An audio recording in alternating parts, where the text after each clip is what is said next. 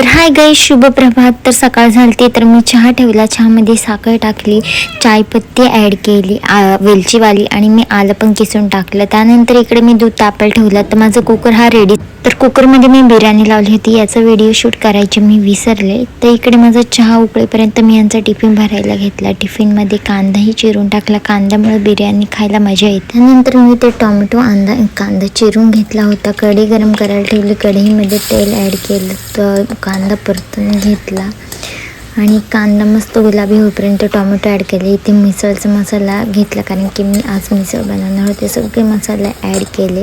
नंतर त्यामध्ये थोडंसं वाटणही टाकलं आणि मटकी इकडे धुवून पण घेतले मी, ती पण त्यामध्ये ॲड केली. मसाले मस्त असे मसाले आणि मटकी परतून घेतली.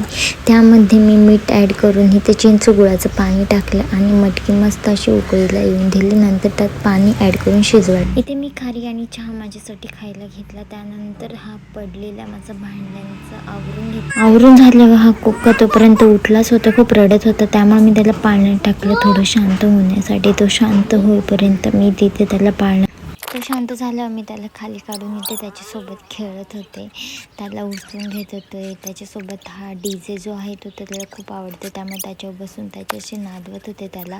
मग मी त्याला पेस्ट पाजली. पेस्ट पिता पिता तो पिऊन जरा शांत झाला आणि मग तो हळू झोपी पण गेला. झोपी गेला. मी रूम आवरली, घरातलं सर्व आवरलं आणि मग माझ्यासाठी मी जेवायला मस्त असे मिसळ सर्व करून घेतली. खूप छान झाली ती.